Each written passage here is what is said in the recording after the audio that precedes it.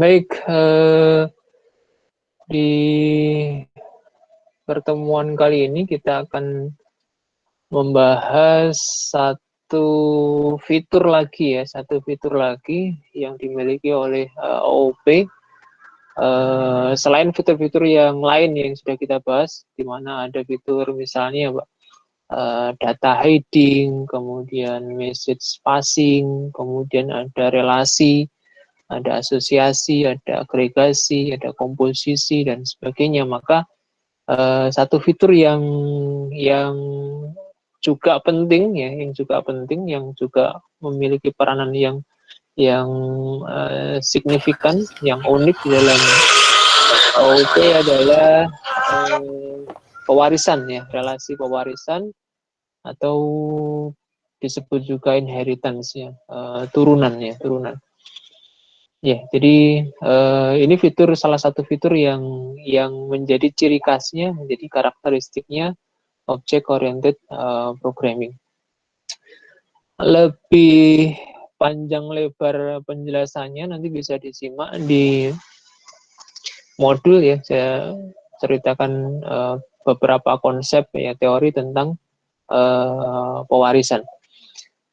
Sederhananya ya, jadi singkat kata tujuan dari munculnya inheritance itu adalah untuk reusability ya, reusability, mendukung prinsip reusability dari OOP, penggunaan kembali source code.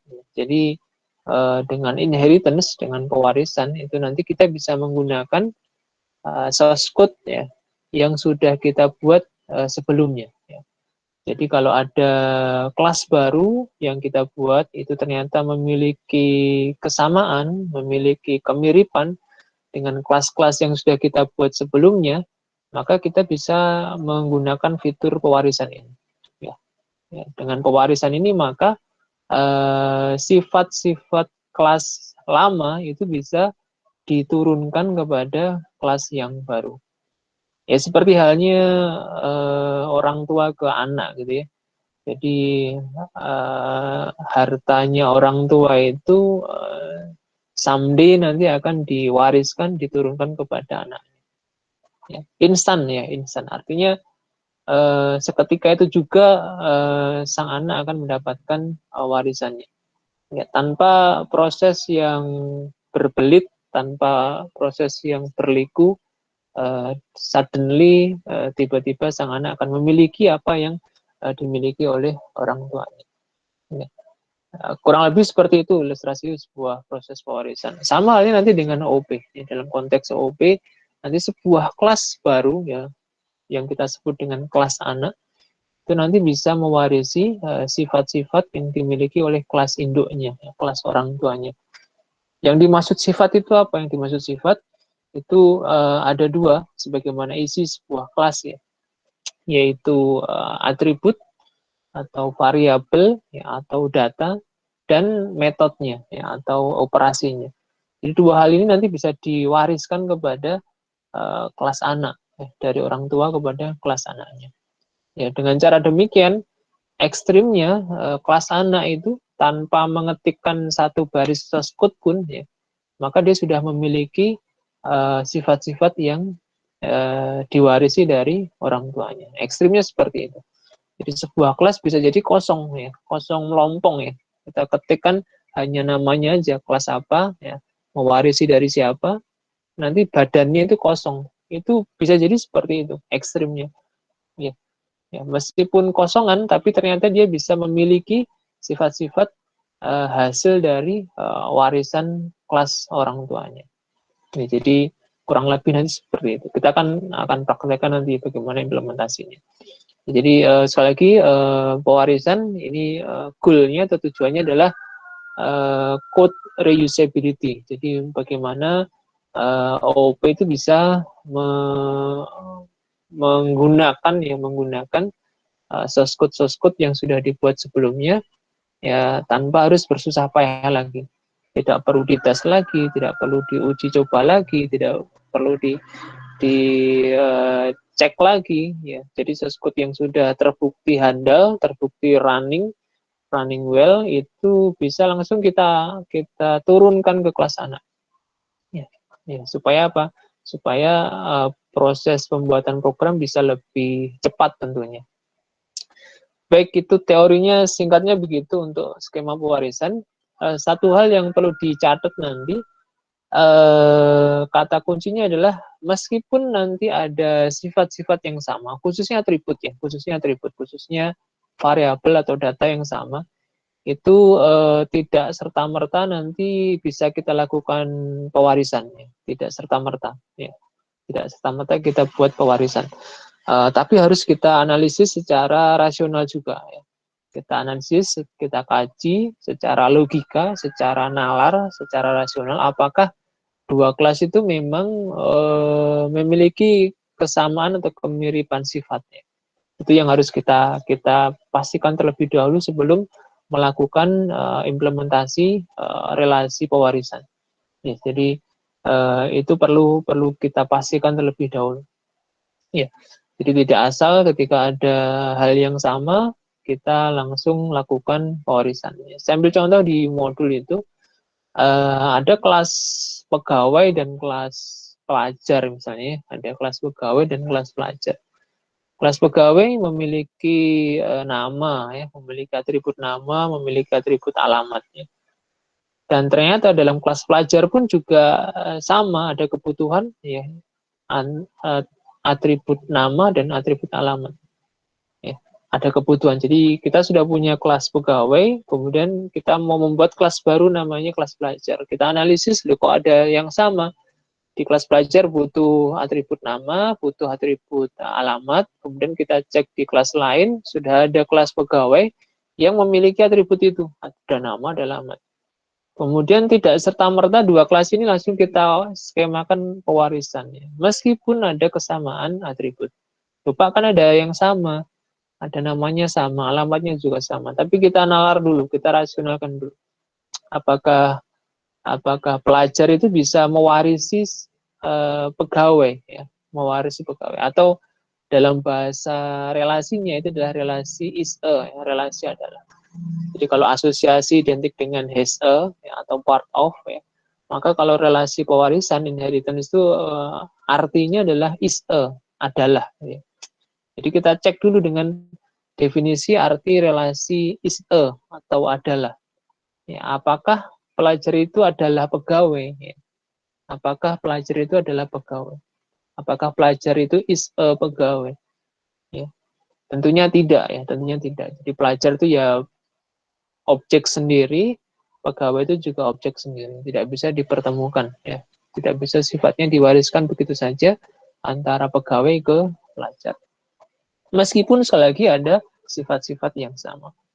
Jadi itu ya, contoh saja untuk nanti supaya skema pewarisan itu tidak apa ya, istilahnya tidak gampang nih, gitu ya, tidak dibuat mudah, ya. Begitu ada yang sama, inheritance, ya. Begitu ada yang sama, diwariskan.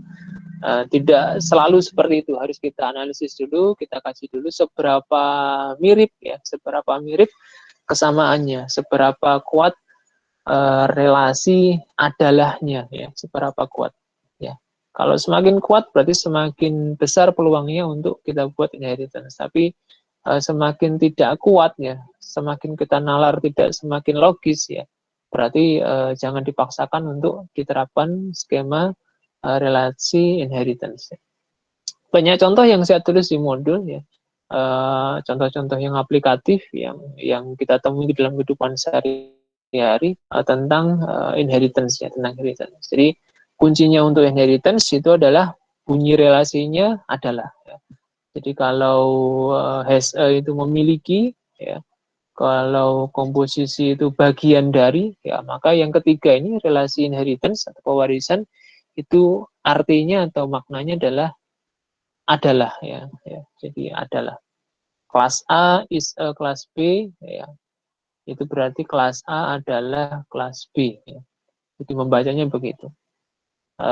Contohnya misalnya mobil adalah kendaraan. Jadi kelas mobil itu adalah kendaraan. Masuk akal, ya. Ya, secara rasio masuk akal, masuk nalar. mobil adalah kendaraan. Ya, jadi kalau kita nalar masuk akal, masuk logika, berarti bisa kita terapkan skema inheritance. Tinggal nanti kita cek ya atribut apa saja yang dibutuhkan bisa diwariskan ke kelas anaknya. Baik, saya kira itu singkat cerita tentang teori atau konsep inheritance. Sekali lagi, kata kuncinya adalah is a. Jadi relasi inheritance itu adalah relasi is a. Artinya adalah, ya, artinya adalah. Jadi kalau dua kelas bisa kita terapkan ya relasi adalah, itu maka dua kelas ini berpotensi untuk kita gunakan skema pewarisan. Baik, kita akan kembangkan aplikasi toko yang sudah kita buat sebelumnya dengan menambahkan kemampuan atau fitur inheritance ya. Di aplikasi toko yang sudah kita buat, ini akan kita modifikasi. Kita akan tambahkan skema untuk inheritance. Ada beberapa skema dalam inheritance, ada beberapa skenario inheritance, ya, pewarisan, ada di modul semuanya. Nanti ada yang jenisnya single, ada yang jenisnya multi level, kemudian ada jenisnya hierarchical, dan terakhir ada hybrid ya, gabungan. Jadi kalau single nanti dari satu kelas induk ke kelas anak. Jadi istilahnya nanti ada kelas induk atau kelas parents atau kelas base ya, atau super kelas. Kemudian ada istilah kelas anak ya, kelas child, kelas kelas turunan ya, kelas turunan atau kelas drive, atau nanti ada juga menyebutnya subkelas ya. Jadi nanti seperti itu.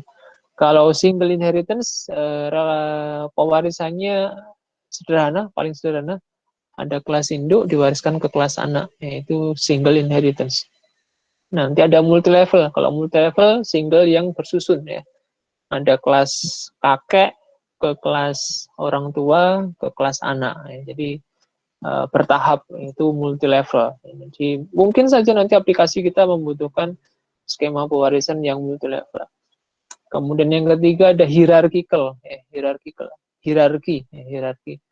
Jadi mirip seperti struktur organisasi. Ada satu kelas induk, kemudian diwariskan ke beberapa kelas anak. Ya. Mirip seperti struktur organisasi. Itu bentuk yang ketiga, ya. Bentuk yang ketiga.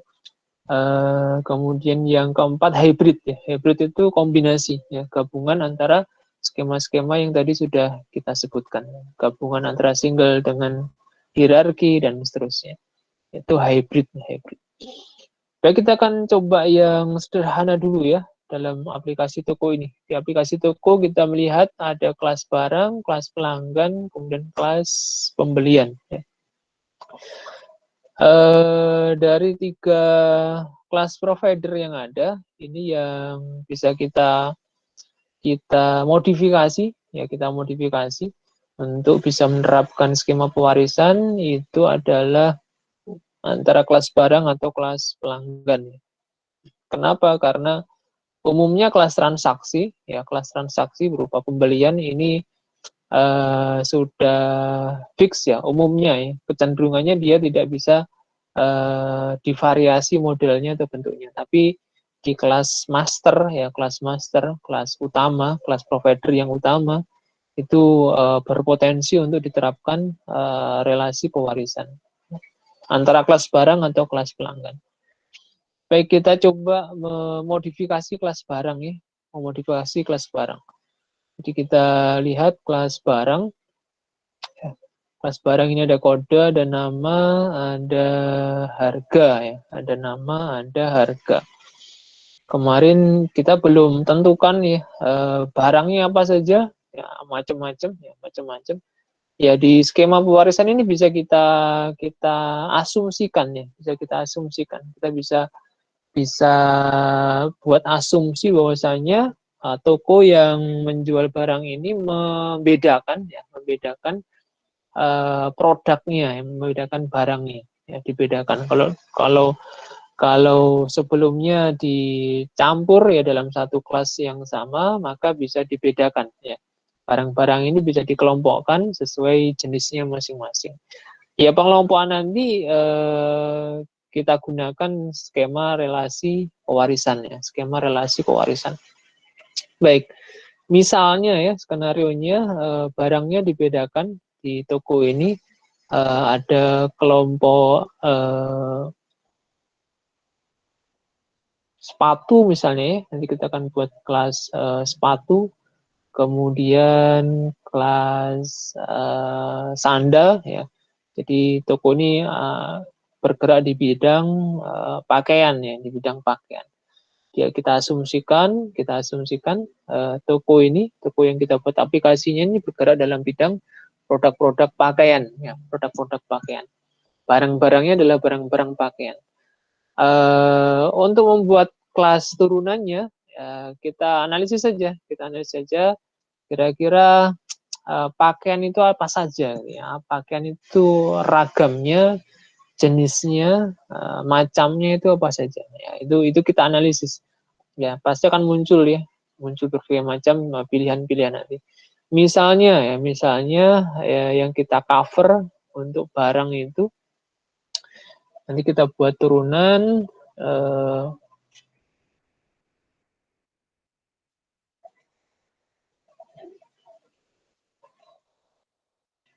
dari kelas barang, itu diantaranya yang akan kita buat adalah kelas sepatu ya. Kemudian ada kelas pakaian, seragam ya, baju. Kemudian ada celana misalnya. Ini contoh aja, misal nanti kita akan buat skenario bahwasanya barang yang dijual oleh toko pakaian ini kita kelompokkan menjadi 3 ya, ada sepatu, ada baju, ada celana. Ya, misalnya seperti ini misalnya. Apakah harus seperti ini, Pak? Tidak ya, sebenarnya tidak harus dipaksakan seperti ini. Dan hanya contoh saja. Skema inheritance itu biasanya dipakai ketika aplikasinya cukup kompleks ya, cukup luas ya, detail, itu akan lebih tepat diterapkan skenario pewarisan ya. Sedangkan untuk aplikasi yang sifatnya masih sederhana, sebenarnya tidak perlu amat dibuat skenario pewarisan. Tapi ini kita coba, kita perkenalkan bagaimana implementasi pewarisan supaya nanti ketika mahasiswa sudah terjun di dunia real ya, develop aplikasi, itu bisa terbiasa dengan skenario inheritance. Baik, kita akan membuat turunan kelas barang, yaitu berupa kelas sepatu, kelas baju, dan kelas celana. Oke, kita buat caranya bagaimana? Ya, caranya membuat turunan sangat sederhana sekali. Ya, kita buat kelas baru di package toko. Ya, kita buat aja kelas baru sesuai dengan skenario tadi, ada kelas sepatu dan baju serta celana. Kita buat kelas baru ya di dalam package toko. C baju misalnya. Ya. Ya, kita akan muncul ya, kelas baju seperti ini. Oke. Untuk bisa menerapkan pewarisan, kita cukup menambahkan perintah atau kata kunci extends ya. Jadi setelah namanya kelas, itu kita tambahkan kata kunci atau perintah keywords ya, extends. Kemudian diikuti oleh nama kelas yang dijadikan induknya ya. Jadi yang mau diwariskan ya, itu kelas mana ya, kelas induknya. Jadi skenario kita akan mewariskan dari kelas barang, maka kita tuliskan di sini extend C barang. Ya. Kita sebutkan namanya kelas induk ya, C barang. Ya, ini skenario seperti ini. Jadi kelas baju ini merupakan pewaris ya dari kelas barang. Atau kelas barang diwariskan ke kelas baju ya, sifat-sifatnya. Hati-hati nanti di skema pewarisan itu ada istilah identifier access level yang bernama protected ya. Jadi kalau selama ini kita biasa menggunakan private dan public, nanti ada yang sifatnya protected ya. Nanti kita lihat bedanya. Kalau private itu tidak bisa diwariskan ya. Jadi sifat private ya, yang menempel pada atribut, pada metode itu nanti tidak bisa diwariskan ke kelas anak. Kita akan nanti lihat contohnya seperti apa. Sedangkan kelas public itu otomatis akan diwariskan. Ya. Oke, kita cek ya, kita cek kelas baju. Kelas baju sekarang sudah merupakan extends dari kelas barang, ya, extend. Sudah menjadi turunan dari kelas barang. Kita coba kosongkan sementara kelas baju ini nggak ada isinya, ya. Nggak ada isinya sama sekali, kita tidak mematikan source code sama sekali di dalam kelas baju, tapi nanti kita coba lihat efeknya ya. Kita coba lihat efeknya di kelas aplikasi. Ya, kita pindah ke kelas aplikasi. Kita coba buat di sini. Kita tes saja ya. Kita tes membuat objek dari kelas baju ya. Di baju kita buat new C baju. Ini kita tes saja ya. C baju, nama objeknya baju ya. Kemudian kita lihat efek dari pewarisan ya. Kita ketikkan nama objek, kemudian kita panggil operator titiknya. Jadi nanti kita lihat di sini ada metode-metode yang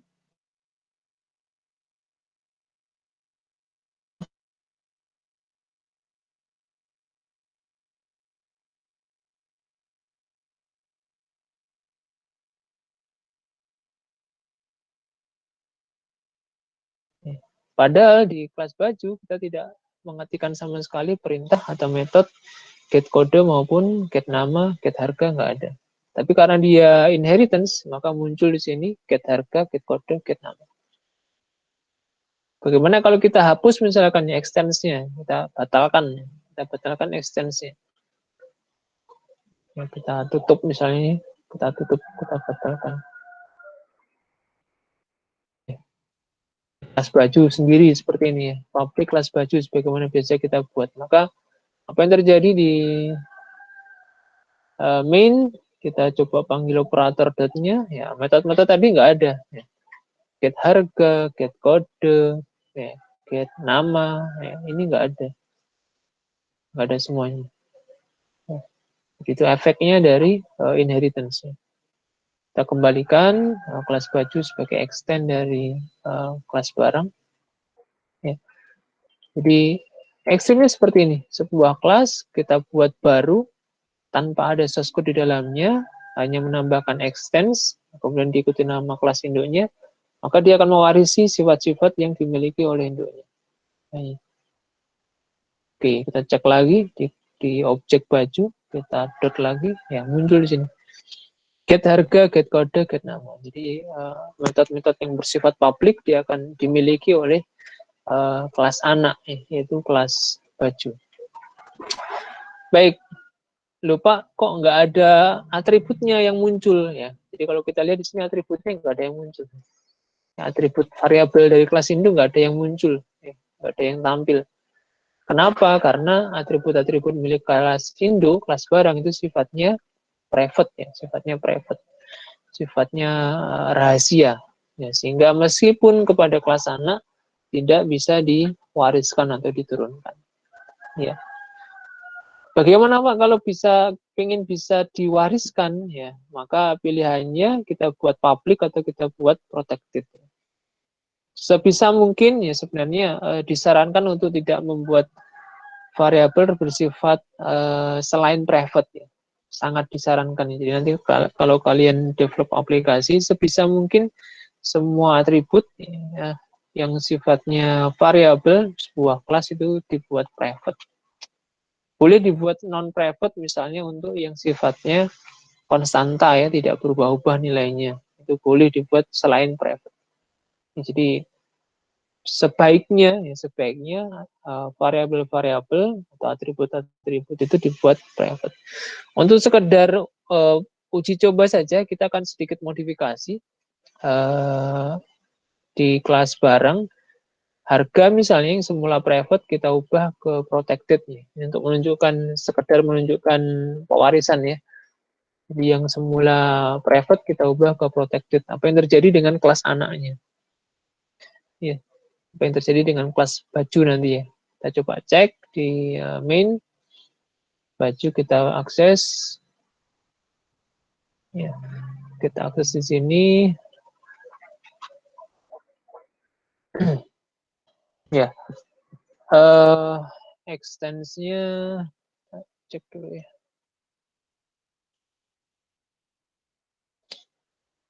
Oke. Kita panggil lagi objek baju. Ya. Jadi sekarang berubah. Ada atribut yang muncul di sini. Ya. Ada atribut yang muncul, yaitu harga. Kenapa harga muncul di kelas anak? Karena di kelas induknya sudah kita ubah yang semula private menjadi protected. Sehingga kelas anak punya akses untuk ke atribut atau variabel harga. Sekali lagi ini sekedar uji coba ya, sekedar uji coba modifier protected.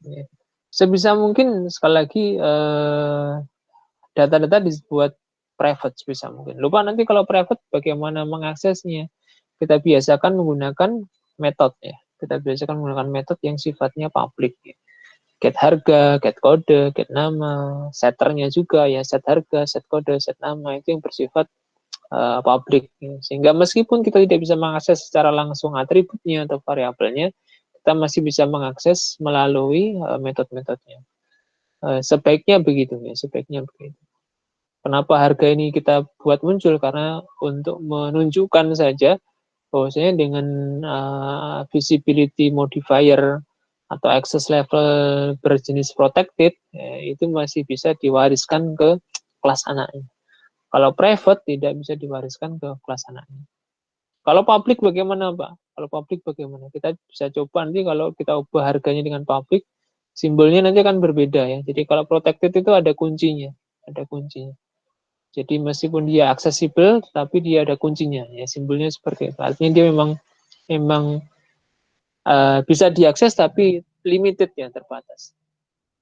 Oke, kita coba mengubah yang protected menjadi public ya. Harga yang semula private, kemudian kita ubah protected, dan sekarang kita ubah menjadi public ya. What's happen gitu ya, apa yang terjadi. Kita cek kembali ke main. Ya, jadi muncul harga. Ya, harga muncul, artinya bisa diakses, tapi bedanya sudah tidak ada gambar kuncinya ya, tidak ada gambar kuncinya. Artinya ini open gitu ya, open. Ya. Dia terbuka ya, terbuka. Bisa diakses secara langsung. Oke, ini efek dari pemilihan akses level. Jadi ada 3 pilihan, private, protected, atau public ya. Nanti penjelasan lebih lengkapnya bisa diakses di modul ya. Baik, oke, ini untuk menunjukkan saja bahwasanya dengan pewarisan sebuah kelas itu meskipun kosong seperti ini, ya meskipun kosong seperti ini, dia bisa memiliki sifat-sifat yang bisa memiliki atribut maupun metode yang diwarisi dari kelas induknya. Oke, sekarang bagaimana menjalankannya ya? Bagaimana menjalankannya? Kita sudah membuat kelas baju, ya. Kita bisa memanggilnya dengan konstruktor default seperti ini, tidak ada pilihannya, tidak ada parameternya atau argumennya. Tapi kita juga bisa memanggil sesuai konstruktor yang kedua, yang ada jenisnya. Ada kode, ada nama, ada harganya. Ada harganya. Oke, kita kembalikan harga yang public menjadi private. Baik, kita bisa panggil objeknya kelas baju. ya menggunakan konstruktor dari kelas barang ya, menggunakan konstruktor dari kelas barang. Kita akan coba ya membuat objek kelas baju ya yang mewarisi sifat-sifat dari kelas barang. Oke, misalnya di sini ada kodenya 1, 2, 3 misalnya namanya seragam misalnya. Hanya 100.000.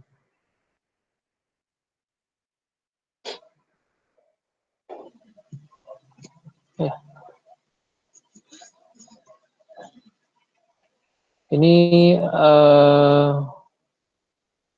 konstruktor dari kelas baju ya. Konstruktor dari kelas baju seperti ini. Kita cek ya, kelas baju akan dibuat objek baju. Kemudian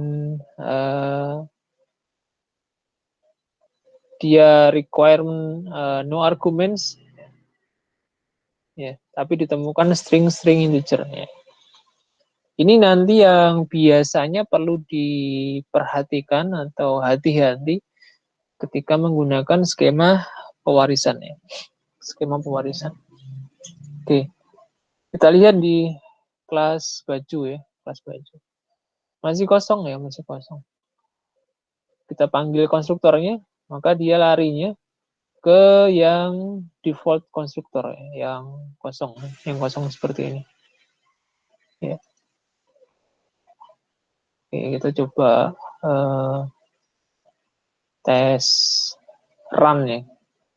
Sementara yang ini kita cancel dulu, kita cut dulu. Kita coba run, efeknya seperti apa.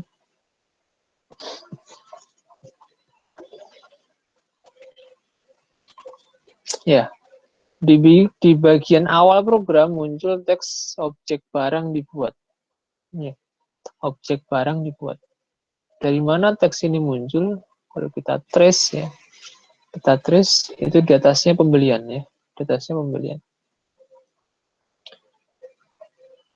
Oke, kita misalkan tampilkan di sini untuk bedakan South. Coba pewarisan supaya tahu bedanya. Ya, kita stop. Kita run lagi.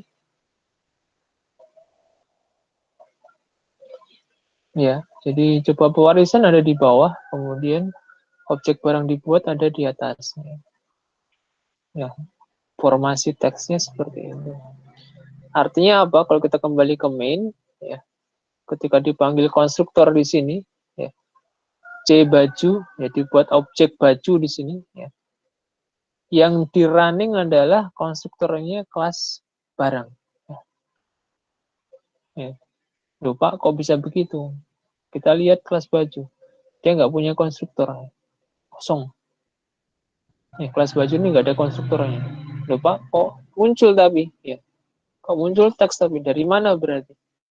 Ya, maka perlu kita ketahui bahwasanya perintah konstruktor tadi adalah warisan dari kelas barang.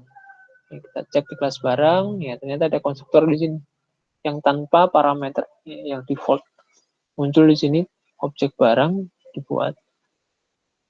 Ya, jadi itu contoh efek dari skema pewarisannya. Dalam hal ini masih konstruktor, masih konstruktor.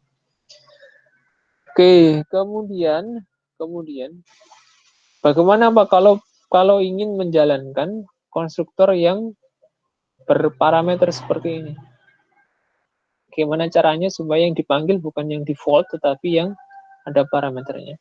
Maka caranya adalah di kelas ANA itu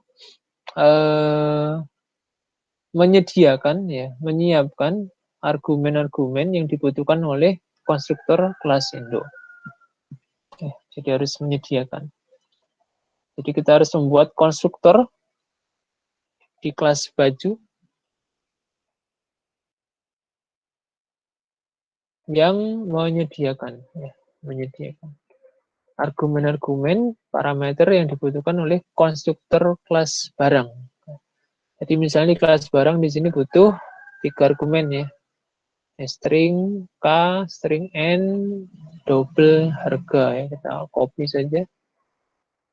Kita buat di konstruktornya kelas baju. Seperti ini. Ya. Kemudian dipanggil ya. Caranya memanggil konstruktor kelas induk seperti ini. Super K, N, kemudian H. Ya. Ini cara memanggil konstruktor kelas induknya dari kelas baju.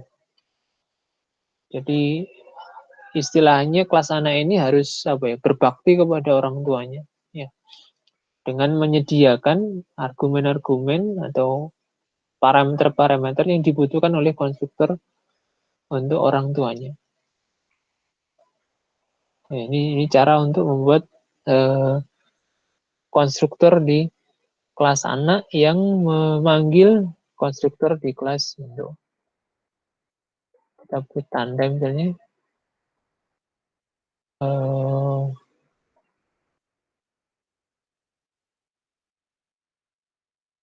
Ini anaknya. Kemudian di kelas barang ini kita tambahkan induknya ya.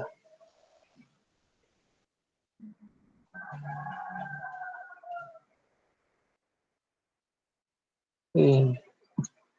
Kita tes run di aplikasi. Ya. Yang di sini jadi error yang di min. Kenapa? Karena konstruktor yang ada di kelas baju itu sekarang membutuhkan argumen ya. Jadi satu-satunya konstruktor di kelas baju yang ada ini membutuhkan 3 buah argumen. Sehingga nanti ketika dipanggil di min juga harus disediakan 3 argumen juga. Jadi kita buat di sini 1, 2, 3. Kemudian nama bajunya baju seragam. Kemudian harganya 100.000. Ya, jadi skenario-nya seperti ini, membuat objek dari hasil pewarisannya. Kita coba tes run ya. Ya. Jadi di atas teks coba pewarisan yang kita jadikan batas tadi dieksekusi 2 konstruktor ya secara bertahap. Ya, secara bertahap yaitu yang pertama muncul induk ya, berarti dia manggil ke kelas barang dulu. Kemudian objek barang dibuat ini masih di kelas induk, kemudian baru dieksekusi teks yang ada di konstruktornya kelas anak ya. Diurutannya seperti itu. Jadi di induknya dulu dikerjakan, kemudian baru di anaknya, baru di main, ya, baru di main. Jadi skenario begitu. Jadi ketika di konstruktornya kelas baju, dia memanggil konstruktornya kelas induk dulu. Setelah selesai, baru dia memanggil atau menjalankan perintah yang ada di dalam konstruktornya kelas baju itu sendiri. Oke, ini yang biasanya jadi masalah ya, karena lupa. Jadi khusus terkait konstruktor itu kelas anak harus menyediakan kebutuhan-kebutuhan variabel, argumen atau parameter yang dimiliki oleh konstruktornya kelas induk. Ini istilah baru mungkin ya, adalah perintah super ya, perintah super. Baik, itu terkait dengan konstruktor ya. Jadi ada poin khusus, ada hal khusus yang harus diperhatikan ketika kita menggunakan pewarisan, yaitu konstruktor kelas induk ya, yang harus difasilitasi oleh konstruktornya kelas anak. Kemudian yang berikutnya adalah overriding ya. Jadi di modul saya membahas tentang overriding. Apa itu overriding? Overriding itu adalah metode yang dimiliki kelas anak itu namanya sama dengan metode yang dimiliki oleh kelas Indo. Ya, namanya sama. Jadi dimungkinkan nanti sebuah metode itu namanya sama di kelas anak dan di kelas Indo. Ya, sehingga nanti lupa kalau sama yang dijalankan yang mana gitu ya. Kalau sama dijalankan yang mana? Apakah yang di kelas Indo ataukah yang di kelas anaknya? Misalnya ini di kelas bareng kita buat metode namanya info misalnya ya. Kita buat metode di kelas bareng namanya info public void info misalnya info objek yang ada di dalamnya hanya menampilkan south infonya adalah kode dengan tab kemudian nama ditambah dengan tab juga ditambah dengan harga. Ini info di kelas induknya, itu kelas barangnya. Kemudian di kelas anak itu juga bisa kita tambahkan metode seperti ini. Misalnya di sini kita tambahkan metode info juga, public void info. Ya, nanti otomatis oleh NetBeans biasanya diberi tanda seperti ini. Ya, diberi tanda. Ada multiple annotation. Ya. Kalau kita klik, ya, nanti dia akan menjadi keterangan overrides. Overrides. Jadi overriding. Ya, jadi overriding. Artinya ada metode di kelas anak yang namanya sama dengan metode di kelas induknya. Coba beri perintah di sini.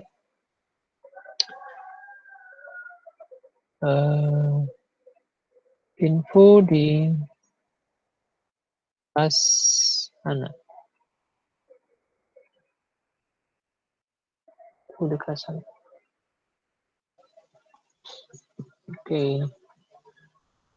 Karena ada skema ekstensi pewarisan, berarti sebenarnya kelas baju ini juga mewarisi metode info dari kelas Indo. Sehingga seolah-olah sebenarnya di dalam kelas baju ini ada dua metode bernama sama, yaitu info. Pertanyaannya nanti,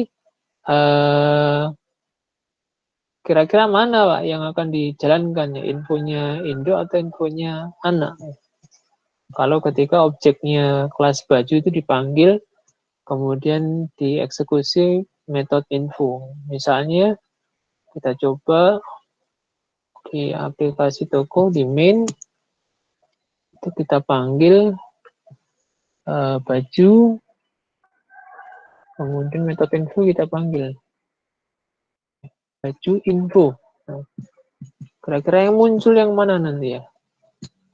Ya, info di kelas sana atau info yang di kelas barang? Tapi keterangan aja. So, supaya beda dengan kelas anaknya, di kelas Indo. Oke, skenario seperti ini.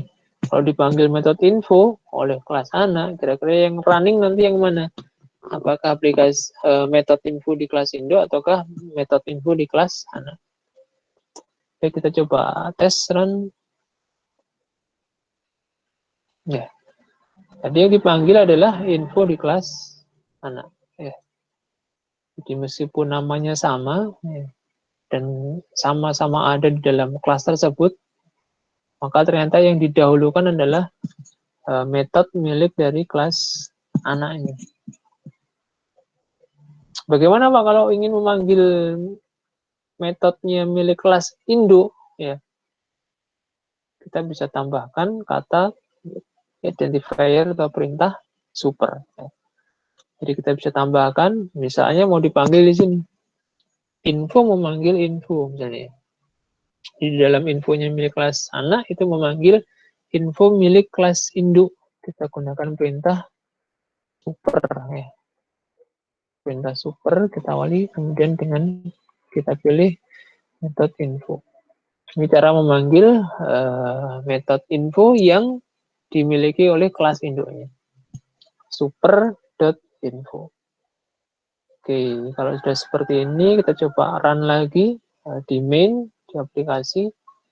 Apa efeknya? Ya, jadi muncul di sini.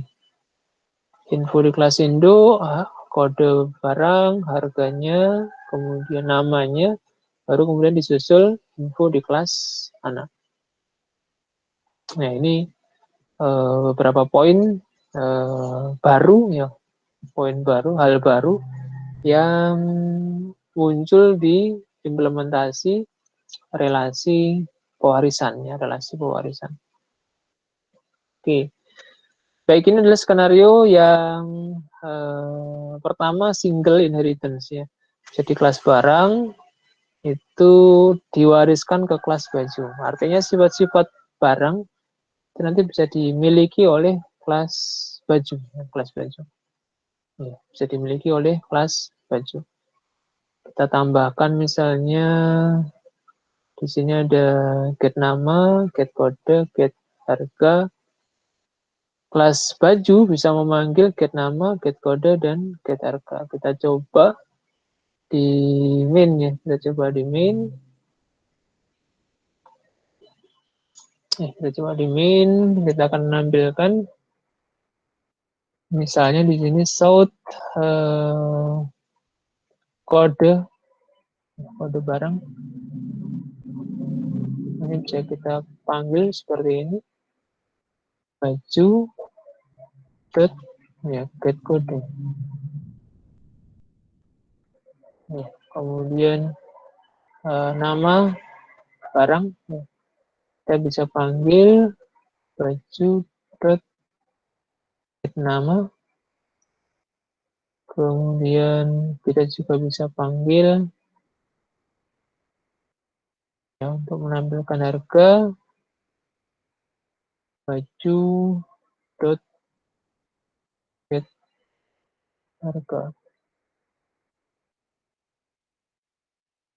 Jadi ini efek dari inheritance. Sebuah kelas ya meskipun tidak mengetikkan ya, perintah get kode, get nama, get harga, tapi karena dia mewarisi dari kelas barang ya, kelas barang, jadi kelas baju ini mewarisi dari kelas barang, maka dia otomatis juga memiliki ya, sifat-sifat publik ya, metode publik yang dimiliki oleh kelas barang.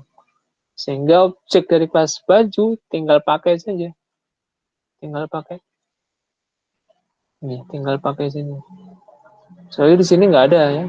Get nama, get kode, get harga nggak ada. Di kelas baju nggak ada. Adanya di kelas barang. Tapi berhubung kelas baju ini adalah inheritance ya, warisan dari kelas barang, maka dia otomatis memiliki metode-metode tersebut. Oke, kita coba cek run. Nih. Kodenya muncul, 1, 2, 3, namanya muncul, harganya muncul. Oke, jadi ini efek dari inheritance. Efek dari inheritance. Sehingga sekali lagi dengan cara seperti ini membuat program bisa jadi lebih cepat. Ya. Kita membuat kelas itu kalau kemiripannya banyak ya cukup dengan extend saja. Nih, cukup dengan extend maka sifat-sifat yang memungkinkan untuk diwariskan akan dimiliki oleh kelas anak ini. Baik, ini skenario single inheritance. Jadi kelas baju mewarisi sifat dari kelas barang. Ya. Oke, kita tambahkan lagi skenario hierarchical ya, hierarchical di mana nanti kelas barang juga diwariskan ke kelas sepatu misalnya. Jadi skenario seperti itu. Kita akan membuat satu kelas baru lagi yang merupakan turunan dari kelas barang. Oke, kita lengkapi. Tambahkan lagi satu kelas, namanya kelas sepatu. Oke, sepatu.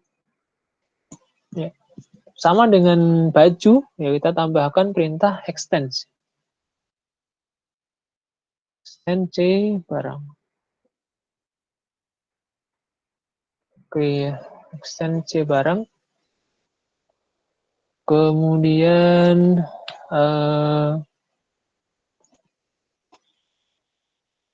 kita buat konstruktornya, ya kita buat konstruktornya C sepatu, ya menggunakan 3 parameter, string kode, string nama, kemudian double harga, ya, ini sebagai kebutuhan konstruktor induknya.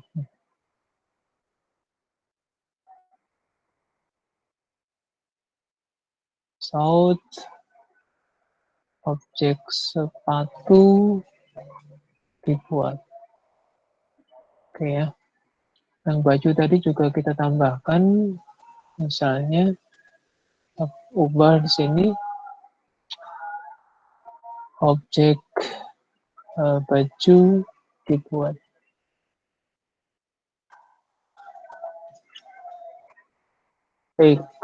Oke, kita buat konstruktornya. Kemudian kalau ada variabel khusus ya, kalau ada variabel khusus milik dari kelas sepatu, kelas baju, itu bisa kita tambahkan ya. Kalau nggak ada berarti atribut-atributnya cukup dari kelas induk. Ada kode, ada nama, ada harga. Maka kelas anak tidak perlu menulis ulang, cukup mendapatkannya dari kelas induk. Ya. Tapi kalau ada atribut, ada variabel, ada data baru yang spesifik, yang menjadi karakteristiknya kelas baju, itu bisa kita tambahkan. Misalnya baju itu apa ya? Misal ini contoh saja ya. Kita tambahkan atribut private string bahan misalnya. Ya, misalnya seperti ini. Jadi di kelas baju itu ada atribut spesifik yang namanya bahan atau kainnya ya, atau bahan kainnya. Ya, bahan kainnya. Oke, kita buat kain aja lah supaya lebih jelas. Kainnya apa? Spesifik. Spesifik. Maka kalau itu kita gunakan sebagai konstruktor juga kita tambahkan aja di sini. Kita tambahkan di sini ada informasi string kain. Kemudian kainnya kita isi dengan K.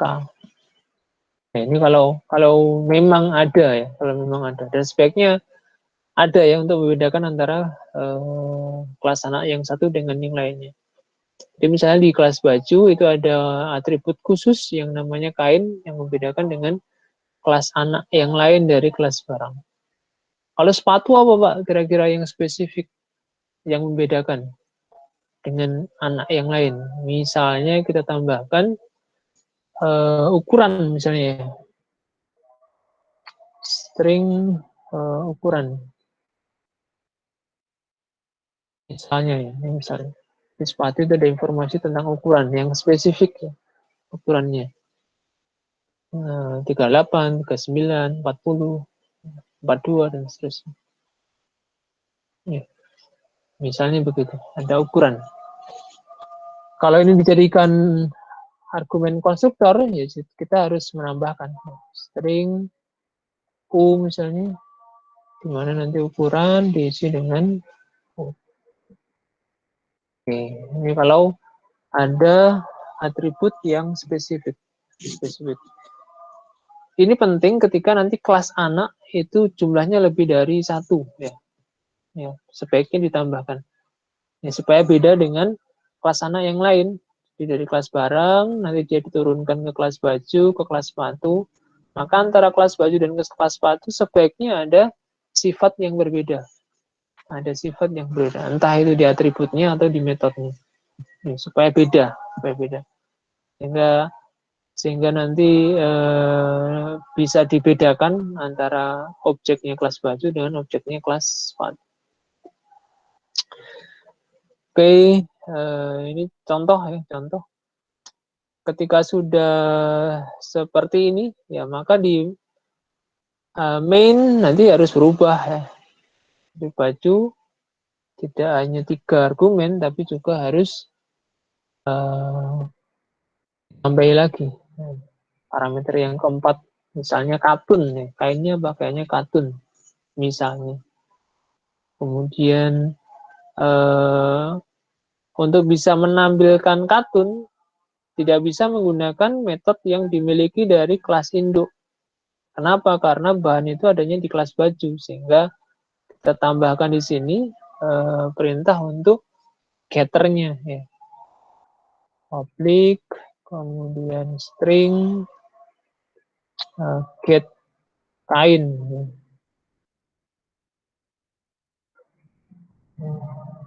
Return kain. Ya. Supaya nanti bisa diakses. Sehingga nanti kita bisa tambahkan di sini. Misalnya south bahan kita panggil baju dot ya get kain.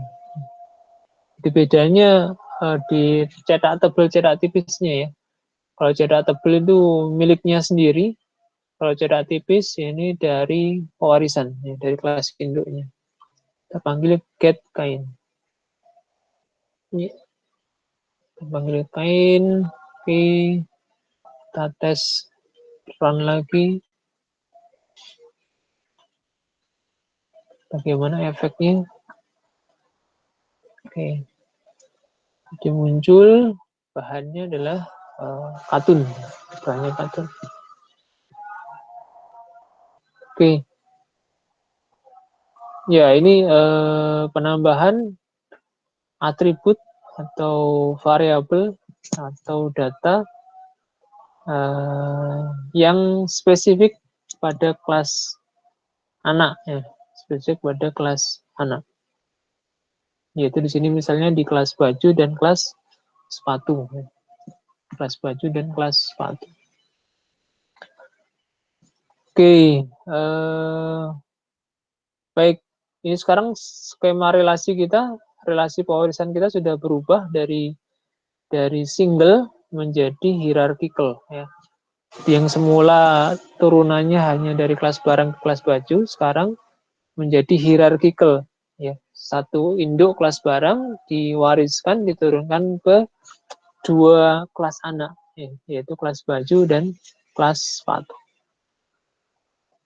Oke,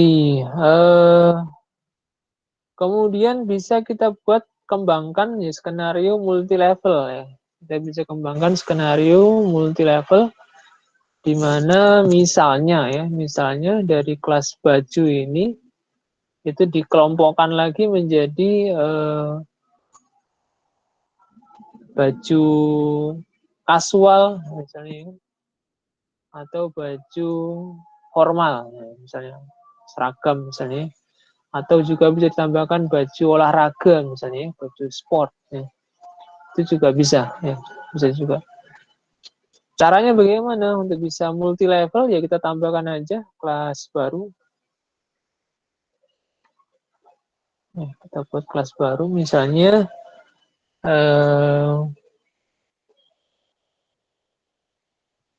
kita buat seragam misalnya ya. Seragam itu ternyata mau kita sendirikan aja Pak. Misalnya ada kebutuhan dari manajemen, kebutuhan dari user, ingin kalau objek seragam itu dibedakan ya di antara baju-baju yang lain ya. Jadi nanti skenario-nya ada seragam, ya, seragam kantor, seragam sekolah, seragam kerja, kemudian ada baju kasual, ya, baju kasual. Ya, skenario-nya misalnya begitu. Kita akan buat kelas baru namanya seragam. Oke. Kelas seragam kita extend dari kelas baju.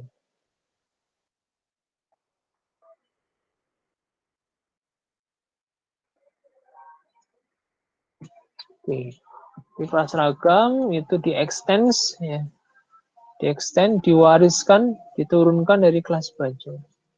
Lupa error, ya. Kenapa error? Kita lihat pesannya. Konstruktor di kelas baju itu tidak bisa diterapkan.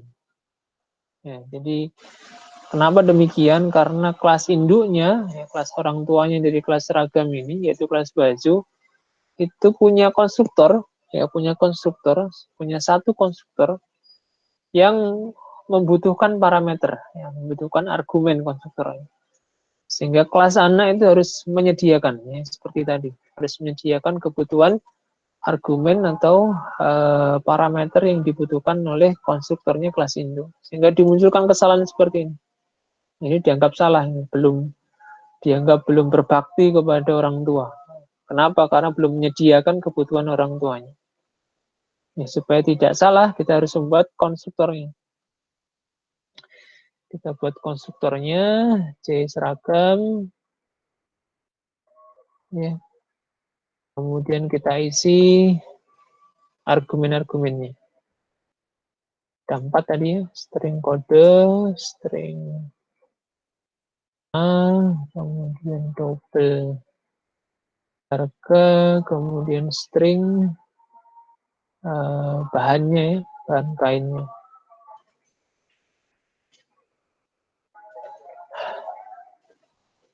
Ya.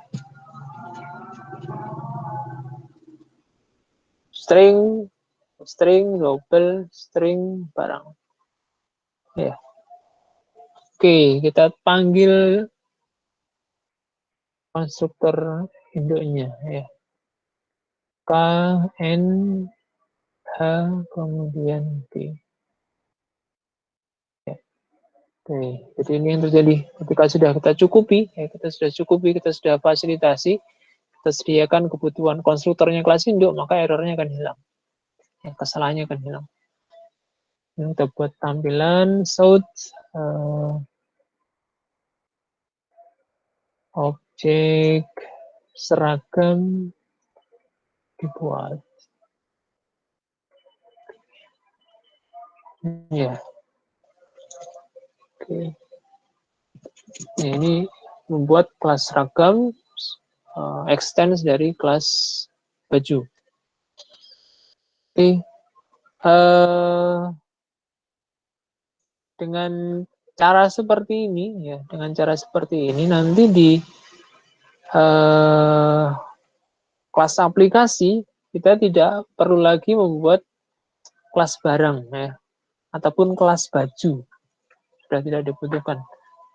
Kalau kita hanya fokusnya membuat seragam, ya nanti hanya seragam yang kita akan pakai di aplikasi. Yang kita pakai hanya objek dari kelas seragam. Dan kelas sepatu misalnya. Jadi akhirnya dengan skenario seperti ini, barang yang dijual di toko ada 2, ya, yaitu sepatu dan seragam. Ya, sepatu dan seragam. Sehingga nanti yang di objek-objek atau kelas yang dibuat di aplikasi itu hanya kelas seragam dan kelas sepatu. Oke, sehingga nanti yang dipakai di sini bukan lagi kelas baju, ya, tapi kita ganti dengan kelas seragam.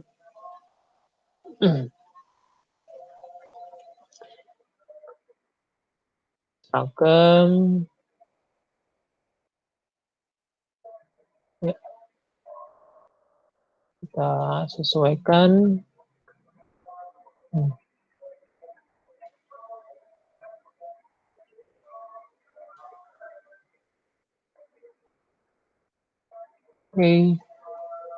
namanya diganti seragam sekolah misalnya, seragam SD misalnya. Kemudian objek-objeknya kita ganti namanya, kita sesuaikan.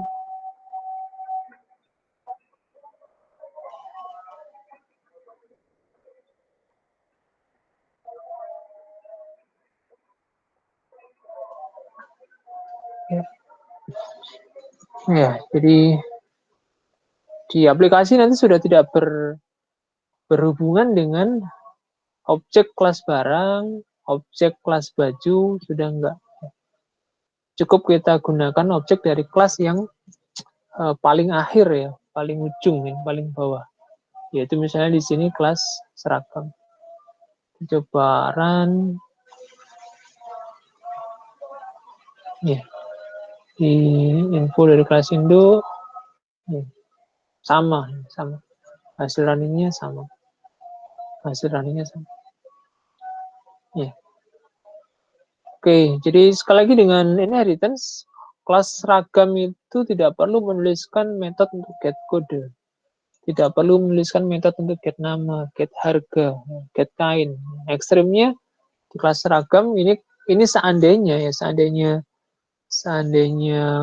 kelas baju itu memiliki default konstruktor, maka tanpa ada konstruktor ini pun sudah running kelas seragam, sudah bisa dipakai. Tapi berhubung kelas baju tadi membutuhkan konstruktor, membutuhkan konstruktor yang parameterized, maka dia harus disediakan konstruktor di kelas anak yang mencukupi argumen-argumen parameter-parameter yang dibutuhkan oleh konstruktor dari kelas induk. Ya, jadi goal-nya atau tujuannya inheritance seperti itu. Ya. Metode-metode, atribut-atribut yang sama itu tidak perlu kita tulis ulang dari awal, tapi cukup kita ambilkan dari hasil inheritance, dari hasil pewarisan dari kelas yang sudah ada, dari kelas induk seperti ini. Sehingga nanti kelas anak tinggal pakai, tinggal gunakan, sesuaikan dengan kebutuhan argumen-argumennya. Dan sekali lagi dengan cara seperti ini reusability code-nya tinggi gitu ya, tinggi. Jadi source code yang sudah kita buat di kelas barang, yang sudah kita buat di kelas baju, itu bisa dipanggil. Ya, bisa dipanggil di kelas anaknya, kelas seragam. Misalnya kita ingin panggil info, juga bisa memanggil info di kelas seragam. Jadi tadi seragam memanggil info pun bisa. Padahal metode info itu nggak ada di kelas seragam. Di sini nggak ada. Di kelas seragam nggak ada metode info. Tapi kok bisa dipanggil, Pak? Ya, karena tadi mewarisi dari kelas baju. Ya, sehingga ketika di running di main pun nggak ada masalah. Infonya masih bisa dijalankan. Ya, jadi itu keuntungan atau manfaat kelebihan ketika kita menerapkan skenario relasi pewarisan. Sehingga source code yang sudah dibuat di kelas induk itu tinggal dipakai saja di kelas anak, tinggal dipakai saja di kelas anak. Baik, nanti di aplikasi-aplikasi kelompok kalian silakan dianalisis, dikaji kebutuhan inheritance-nya seperti apa kira-kira, seperti apa. Ya. Dugaan saya mestinya akan ada ya dengan model inheritance seperti ini. Ada kelas barang, kemudian ada kelas item-item produknya yang dibeda-bedakan. Ya, jadi bisa jadi seperti itu nanti. Kelas sepatu juga sama ya. Ketika kita misalnya membuat kelas sepatu misalnya, kita buat objek dari kelas sepatu,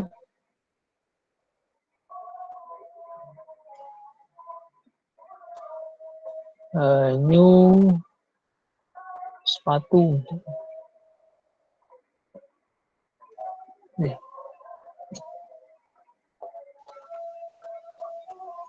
Ya, muncul warning seperti ini.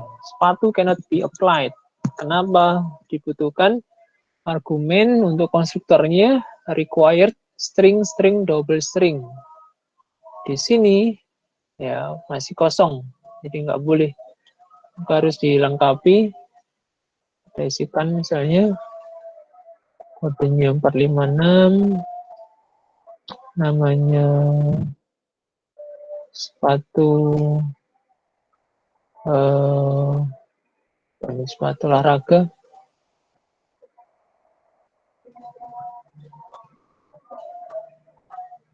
kemudian harganya 300.000, ya. Kemudian ukurannya ya, ukurannya misalnya 40, ya baru mau dia, baru mau. Jadi karena konstruktornya sepatu itu hanya satu, ya hanya satu di sini. Tidak ada default konstruktor yang kosong parameternya, nggak ada. Sehingga ketika dibuat objeknya, otomatis dia minta, ya. Dia minta diisi argumennya secara lengkap. Kita bisa panggil ya metode apa saja yang dimiliki oleh sepatu.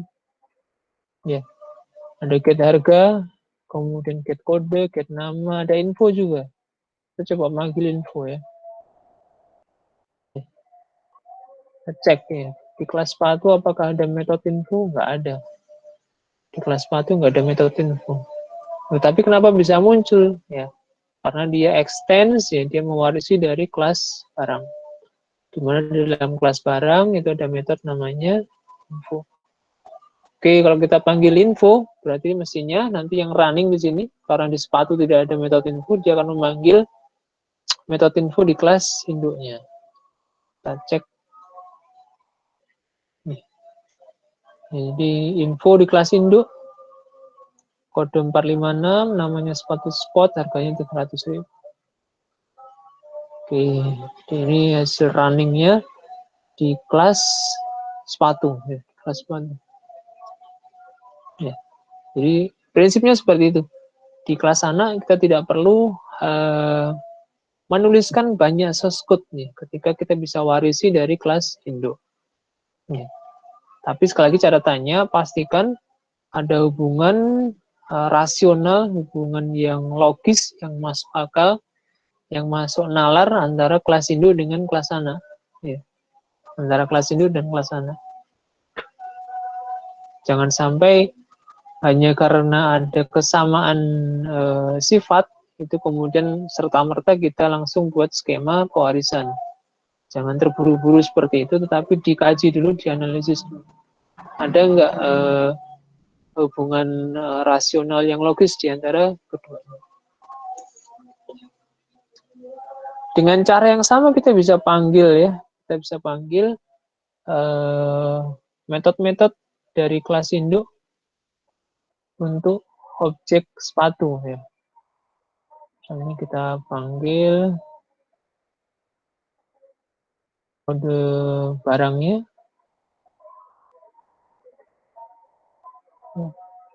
get kode, kemudian kita bisa panggil namanya juga.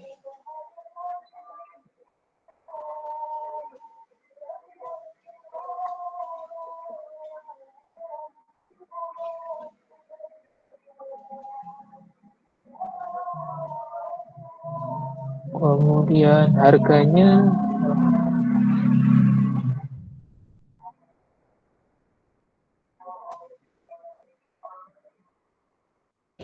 harga yang semuanya dimiliki atau dibuat oleh kelas induk.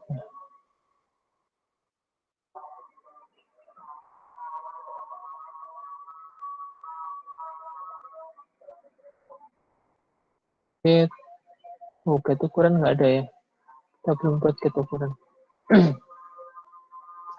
Oke, kita buat dulu metode untuk get ukuran ya, terlewatkan public string get ukuran.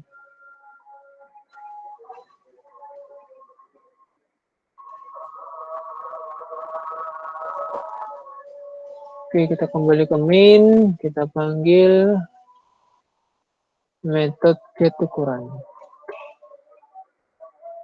Ya, bisa seperti ini nanti ya skenario. Ya, jadi kita bisa memanggil metode get kode, get nama, get harga milik dari kelas induk, yaitu kelas barang. Bukan aslinya milik kelas sepatu. Yang milik kelas sepatu yang asli adalah get ukuran. Oke, kita tes, kita run lagi. Ya, muncul kodenya 456, kemudian namanya sepatu sport, harganya 300.000, ukurannya 40. Oke, ya, ya. Jadi ini mungkin contoh sederhana untuk pembuatan relasi inheritance ya. Tidak mengubah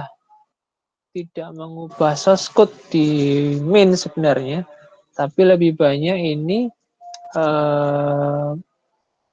membuat kelas ya fokusnya. Di fokusnya membuat kelas, tidak mengubah banyak di source code aplikasi, sehingga nanti di program yang kalian buat bisa jadi tidak banyak perubahan. Yang berubah hanya struktur hubungan antara kelas satu dengan kelas yang lainnya. Ya. Jadi kalau yang di aplikasi yang awal nanti yang kita buat, misalnya di aplikasi toko ini adalah barang ya sebagai objek utamanya dalam aplikasi toko, maka ketika sudah diterapkan skenario pewarisan, nanti yang menjadi pemeran utamanya bukan lagi kelas barang, tapi adalah kelas anak yang paling paling buncit ya, paling akhir, yaitu nanti ada kelas sepatu dan kelas seragam. Itu nanti yang akan bermain di aplikasi, di level aplikasi. Ya, jadi efeknya nanti seperti itu. Ya, efeknya nanti seperti itu. Ketika kita sudah menggunakan pewarisan, maka di aplikasi banyak berperan nanti adalah kelas anaknya. Kelas induk hanya penyuplai sifat ya. Kelas induk nanti perannya sebagai penyuplai sifat ya. Baik sifat yang berupa atribut ya, variabel atau data, maupun yang berupa metode ya, Jadi perannya kelas induk nanti seperti itu. Oke, mungkin itu contoh sederhana dari penerapan relasi pewarisan. Prinsip utamanya selagi kata kunci atau bagian utamanya dari inheritance adalah mengkaji terlebih dahulu ya, menganalisis terlebih dahulu hubungan antara kelas ya, yaitu antara kelas induk dengan kelas anak. Itu bagian yang paling penting ya, Kira-kira ada nggak ya? Kira-kira mungkin nggak di prosesnya bisa bottom up atau top down ya? Mungkin nggak? Misalnya kalau kita punya misal di aplikasi kalian objek yang terlibat itu memiliki kesamaan sifat ya. Misalnya seperti contoh di sini. Toko ini menjual produk namanya sepatu dan seragam, misalnya. Ketika dianalisis ada kesamaan sifat antara sepatu dan seragam. Ada yang sama ya. Kelas sepatu punya kode, punya nama barang, punya harga barang. Di kelas seragam juga punya atribut yang sama gitu ya. Ada kodenya juga, ada namanya juga, ada harganya juga. Kemudian dianalisis, mungkin nggak dua kelas ini punya induk yang sama? Mungkin nggak? Cocok nggak? Bisa nggak dua kelas yang isinya sebagian besar sama ini dibuat kelas induknya? Ya, itu dianalisis dulu. Kemudian muncul misalkan ide, oh ini kayaknya perlu kita tambahkan kelas bareng. di mana nanti sifat-sifat yang sama kita kumpulkan di kelas barang tersebut. Ya, sifat-sifat yang beda itu dibiarkan stay, dibiarkan tinggal di kelas anak. Ya, prosesnya bisa jadi seperti itu kalau bottom up ya, kalau bottom up. Jadi kalau kita sudah membuat aplikasi di tengah jalan, kemudian muncul kelas-kelas yang mirip-mirip isinya, kemudian secara logika, secara nalar itu memang berkaitan, kita bisa tarik ke atas sebuah kelas induk. Ya. Sehingga nanti sifat-sifat yang sama kita tulis di sini aja, jadi satu. Ya. Jadi sifat-sifat yang sama itu kita tulis di satu kelas induk. Kelas anak tinggal pakai saja, tinggal pakai saja. Sehingga yang seharusnya kita coding 3 kelas, ya itu hanya kita coding satu kelas saja di kelas induk. Ya, dominannya begitu, ya, dominannya seperti itu. Tinggal bagian-bagian unik saja yang kita letakkan di kelas anak. Ya, jadi skenario-nya untuk inheritance bisa jadi seperti itu. Ketika program sudah berproses, ya, sudah berproses. Kalau program masih dari awal, ya mungkin lebih mudah lagi. Jadi di awal ketika kita membuat program, kita gambar dulu bagannya, ya. Nanti kelasnya ada hubungan pewarisan apakah tidak. Nah, itu nanti lebih mudah ya, meskipun analisisnya bisa jadi lebih lama ya, lebih lama. Ya, jadi itu saya kira bagian terpenting untuk materi pewarisan, tahapannya atau langkah-langkahnya untuk memunculkan kelas induk seperti itu. Jadi coba sandingkan, coba bandingkan 2 kelas atau lebih yang memiliki kesamaan sifat, kemudian dinalarkan, ya, dilogikakan, dirasionalkan. Nah, mungkin nggak ada kelas induk yang bisa menaungi 2 kelas tersebut. Tentunya dengan tadi kesamaan sifat, kemiripan sifat, dan seterusnya. Ya, jadi nama dari kelas induk itu merupakan representasi dari kesamaan sifat di antara kelas anaknya, ya, kelas anaknya. Baik, saya kira mungkin ini saja untuk menunjukkan bagaimana implementasi dari skenario inheritance, ya. Lebih panjang lebarnya nanti bisa diakses di modul atau nanti juga akan saya share source code lengkapnya di weblog, ya, di weblog. Saya kira itu saya kembali ke forum. Silakan nanti kalau ada yang kurang jelas bisa ditanyakan, ya, bisa ditanyakan.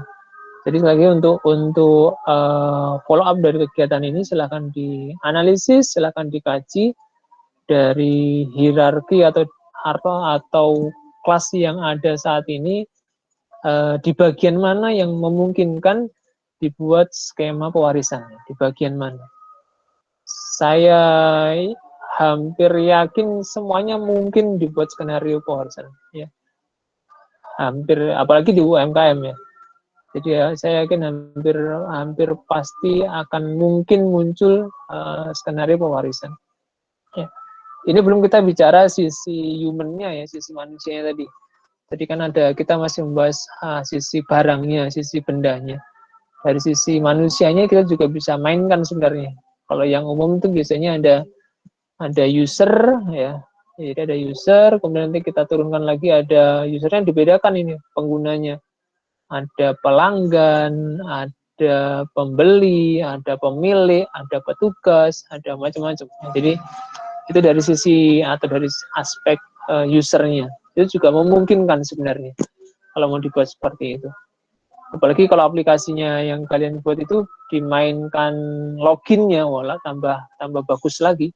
Jadi kalau aplikasi kalian tadi menu itu dibedakan sejak login, wah luar biasa ini, ya, luar biasa. Jadi begitu aplikasi running diminta login, masukkan login, nanti menunya tidak seperti yang saya contohkan, menu gabungan, ya, tapi langsung spesifik ke loginnya tadi. Kalau loginnya mahasiswa, ya muncul menunya mahasiswa. Loginnya petugas, muncul menunya petugas. Loginnya barang, ya nanti yang muncul data-data barang. Itu jauh lebih bagus sebenarnya dibandingkan menu yang campur jadi satu nih, campur jadi satu. Baik, saya kira itu next step-nya. Silahkan dianalisis, silahkan dikaji dengan kelompoknya, dengan timnya. Kira-kira skenario pewarisan seperti apa yang bisa dimunculkan di aplikasi yang saat ini sedang dikembangkan. Mungkin itu dulu pembahasan kita hari ini. Kita lanjutkan nanti dengan sesi diskusi atau tanya jawab jika ada.